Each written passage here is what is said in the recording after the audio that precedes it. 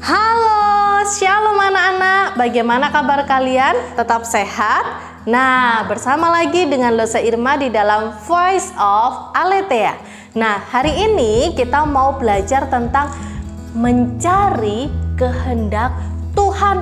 Wah, apa mencari kehendak Tuhan? Nah, sebelumnya Losa mengajak kita berdoa ya. Mari kita berdoa.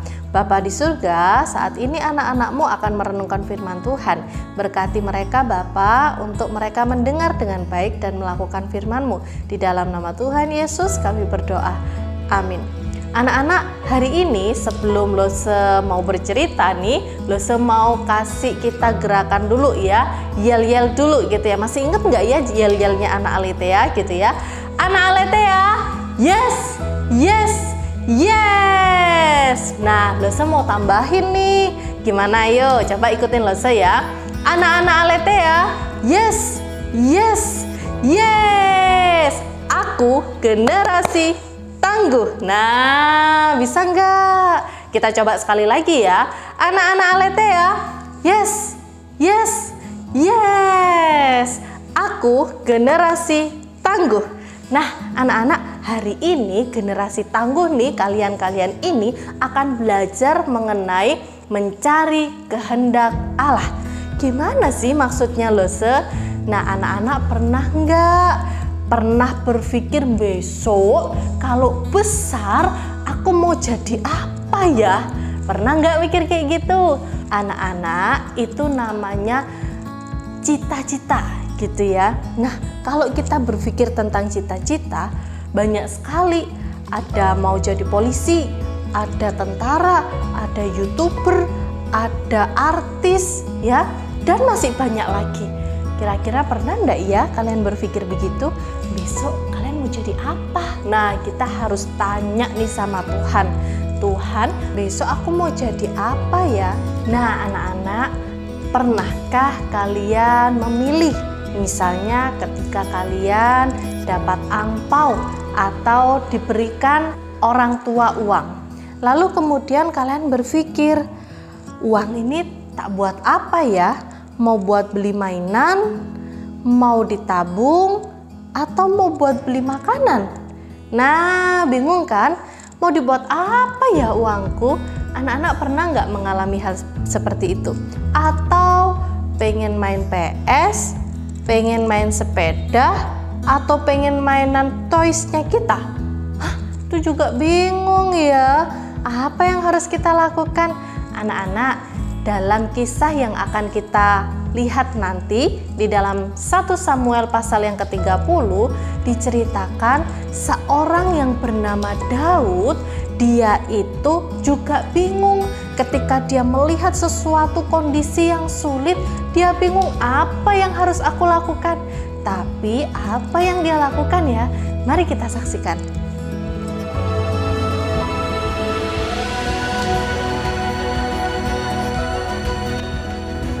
Orang Amalek telah menyerbu tanah Negeb dan Siklak. Siklak telah dikalahkan oleh mereka.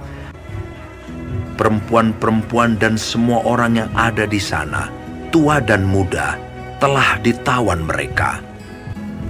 Ketika Daud dan orang-orangnya sampai ke kota itu, tampaklah kota itu terbakar habis. Lalu menangislah Daud dan rakyat yang bersama-sama dengan dia itu. Dan Daud sangat terjepit karena rakyat mengatakan hendak melempari dia dengan batu. Seluruh rakyat itu telah pedih hati, masing-masing karena anaknya laki-laki dan perempuan. Tetapi Daud menguatkan kepercayaannya kepada Tuhan Allahnya. Lalu Daud memberi perintah kepada Imam Abiatar, bawalah efod itu kepadaku. Maka Abiatar membawa efod itu kepada Daud. Kemudian bertanyalah Daud kepada Tuhan, katanya, haruskah aku mengejar gerombolan itu? Akan dapatkah mereka kususul? Dan ia berfirman kepadanya, kejarlah, sebab sesungguhnya engkau akan dapat menyusul mereka dan melepaskan para tawanan. Lalu pergilah Daud beserta ke-600 orang yang bersama-sama dengan dia, dan sampailah mereka ke sungai Besor. 200 orang yang terlalu lelah untuk menyeberangi sungai Besor itu berhenti di sana. Maka Daud melanjutkan pengejaran itu beserta 400 orang. Kemudian mereka menemui seorang Mesir di padang. Ia tidak makan dan minum selama 3 hari 3 malam. Lalu membawanya kepada Daud. Mereka memberi dia roti, kemudian mereka memberi dia minum air, sepotong kue ara dan 2 buah kue kismis. Dan setelah dimakannya, ia segar kembali. Kemudian bertanyalah Daud kepadanya. Budak siapakah engkau? Dan dari manakah engkau?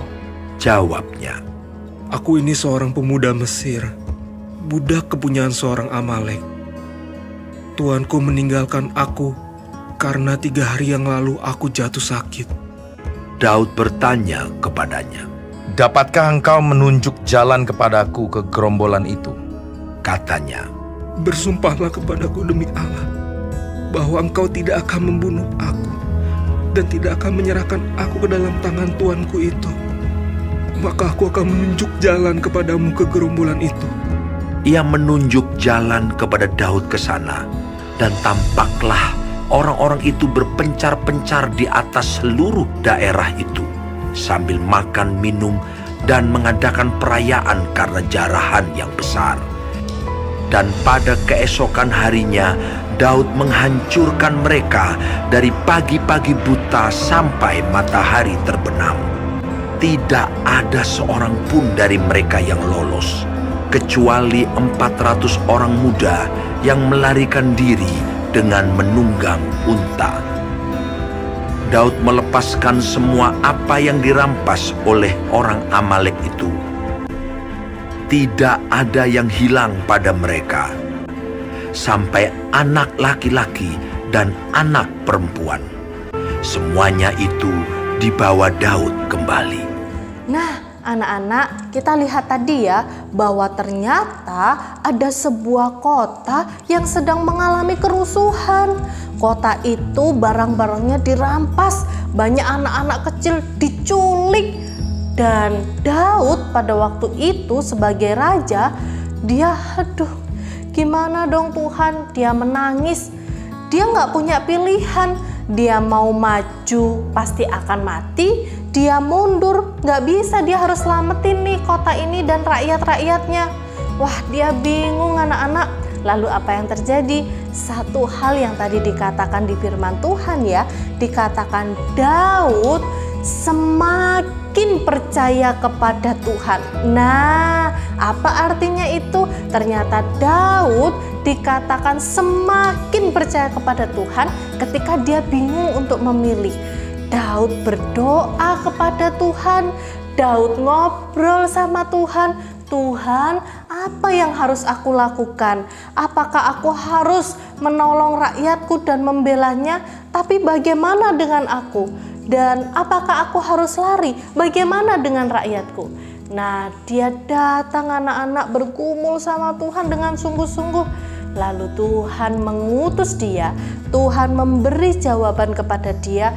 Untuk apa? Untuk pergi.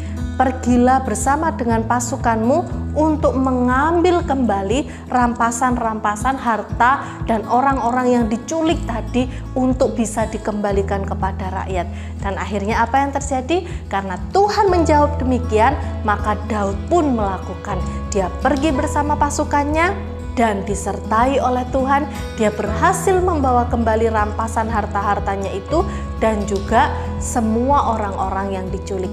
Nah, anak-anak, kita belajar dari Daud ya. Daud itu ketika dia bingung untuk memilih harus maju berperang atau mundur, dia berdoa, dia semakin percaya sama Tuhan. Demikian halnya dengan kita anak-anak ya, dengan kalian. Kalau kalian bingung untuk memilih, ketika kalian dikasih uang nih, harus diapain ya? Ditabung, dibelikan makanan, atau dibelikan mainan. Nah, kalian juga bisa ngobrol sama Tuhan, berdoa, Tuhan aku punya uang segini nih, enaknya aku buat apa ya? Nah, ataupun ketika kalian juga bingung nih, enaknya aku main apa ya? Main sepeda, main PS, atau main mainanku, toys itu. Nah, kalian juga bisa ngobrol sama Tuhan. Tuhan, enaknya aku main apa ya?